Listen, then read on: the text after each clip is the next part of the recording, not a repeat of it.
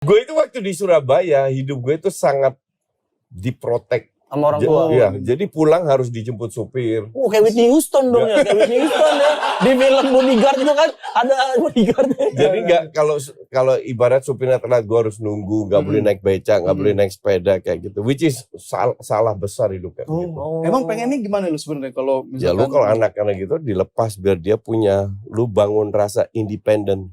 Bener sih. Rasa surviving skill itu harus ada. Setuju. Makanya anak gue titipin sama gorila kadang. Biar kayak Tarzan. Gorila gitu ya. Ya. Takut. Gimana ya kalau punya anak begitu ya? Gue belum punya anak nih coach. Kalau misalkan Lu nikah aja belum mau punya anak gimana? Iya, maksudnya nanti kalau sumpama kayak ada gak kayak kiat-kiat emang benernya diapain anak nih buat keluarga-keluarga baru gitu. Cara didiknya. Gini, yang jadi masalah di Indonesia itu keluarga itu punya peran besar dalam mendidik anak. Keluarga besar, Iya. Oke? Kalau lu mau ngapain, lu nggak setuju lah, tante lu nggak setuju. Diomongin lah. Artinya dari kecil itu otak lu sudah dicuci mengarah ke sebuah arahan yang menurut mereka benar, oke? Tapi gue bilang anak di usia 15-16 tahun itu harus bisa keluar sendiri, nggak bisa diatur. Sementara di Indonesia umur 25 belum nikah kayak Afif, masih diketain sama emaknya. Masih suka ditelepon. Iya kan, nggak bisa. Nah, lu lihatlah perbedaan pemain atau ya pemain diaspora lah sekarang itu jauh lebih independen. Iya, benar. Di usia 17, 18, 19 mereka bisa memberi masukan, bisa berdiskusi dan lain-lain. Sementara kita masih malu-maluin. Itu gue bilang salah didikan. Karena kita tuh terlalu protektif. Iya. Nah, kembali lagi pertanyaan lu, kalau gue dan mungkin banyak keluarga di Indonesia nggak setuju sama gue, umur 15-16 kita harus kasih anak kita itu kesempatan untuk memilih. Pasti pilihannya salah. Pasti salah ya. Pasti salah. That's okay. Belajar, bikin kesalahan, belajar sampai lama-lama dia tahu. Kalau lu mengarahkan anak lu, ya contoh anak lu, gue mau kuliah ambil arsitektur, contoh. Emaknya bilang ambil kedokteran, ya untuk gue lucu. Kan anaknya yang tahu. Ini kan masa depan anaknya, bukan emaknya. Iya kan? Nah itu kan sering terjadi di sini. Akhirnya dia kuliah sesuai dengan keinginan orang tuanya. Mungkin lulus, mungkin nggak lulus. Tapi ujung-ujungnya dia happy belum tentu. Malah dikatain goblok kalau nilai jelek dikatain goblok. Ini waktu kecil juga salah tuh ngambil jurusan kuliah. Dia emaknya pengen ngambil teknik. Dianya ngambil surat-surat rumah. Dia mau jual loh. Salah. Gue malah ini kursus cukur. Tapi lu pengen sempet jadi polisi juga coach sebenarnya. Iya.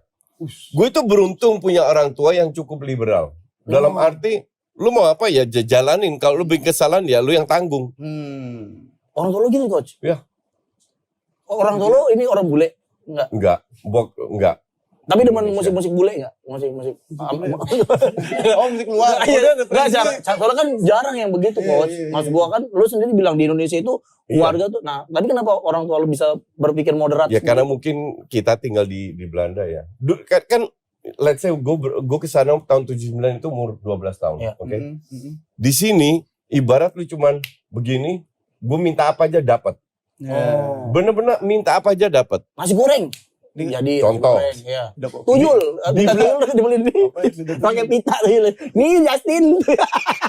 Di Belanda umur 12 tahun gue bangun pagi, gue harus beresin ranjang tempat tidur. Gue harus bikin roti buat sekolah. Sekolah naik sepeda. Ya lu bikin roti buat Holland Bakery. Disuruh bikin Belanda. Disuruh kerja itu mah. Tambah lama tambah lucu ya.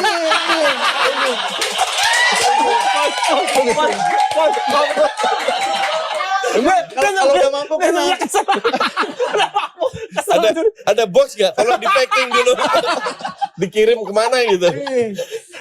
Jadi ya lu diajarin dari kecil sampai independen. Sehingga gue umur SMP, SMA itu gue udah semua ngatur sendiri. Contoh gue ikut SSB. Nyokap gue ya lu pilih SSB yang lu suka. Terus dulu SSB kan kita tiap summer tour itu ada summer tournament ke Jerman, kemana. ya terserah. Pokoknya lu atur sendiri. Sehingga gue umur 18 sebenarnya, ya gue udah independen. Gue keluar rumah, gue udah bisa sendiri semua. Dan lu udah tahu apa yang lo mau capai ya? Enggak. Akhirnya? Enggak. Enggak. Oh, enggak. Belum. Jadi orang tua Gen Z itu sering tanya gue, Coach, gue umur 22 tahun lulus kuliah, gue gak tahu apa yang gue. Gue bilang, hey my friend, gue umur 32 tahun waktu ke Indonesia, gue juga gak tahu mau ngapain. Tapi I do it, action. Gak duduk di rumah gue mau ngapain, enggak. Lo cobain. Coba aja. Ya. Apa? Waktu lo kan 32 balik ke Indonesia, apa yang lo lakuin, Coach? Kan lo bingung mau ngapain. Enggak, lu tanya dulu, lu mau jadi apa? Lo mau jadi apa? Ya. Kenapa lu ke Indonesia? Kenapa lo ke Indonesia? Ya. Gue ke Indonesia, gue mau jadi miliarder. Ke Indonesia mau jadi miliarder, makanya dia ikut kuis Who Wants to Be a Millionaire. Tapi kan ada orang-orang juga yang emang udah hidupnya template. Dia kayak PNS lah, dia kerja kantoran. Hidupnya dalam zona nyaman. Nah, gue paham kenapa orang hidup dalam zona nyaman, karena orang takut ambil risiko. That's okay, itu pilihan hidup. Gue bukan orang yang bisa bilang, oh ini salah atau enggak. Enggak, itu pilihan lu. Jadi lu mau tiap bulan dapat gaji, ada side job, kumpulin duit, setahun sekali liburan, anak lu udah tahu sekolah di mana, biayanya berapa, beli mobil apa, cicilnya 5 tahun per bulan berapa. Gue nggak bisa hidup kayak begitu. Hidup untuk gue itu harus full of surprises. Wah, bener kejutan. Jadi tahun depan apa yang terjadi, I don't know. Sampai sekarang tuh, Coach? Sampai sekarang.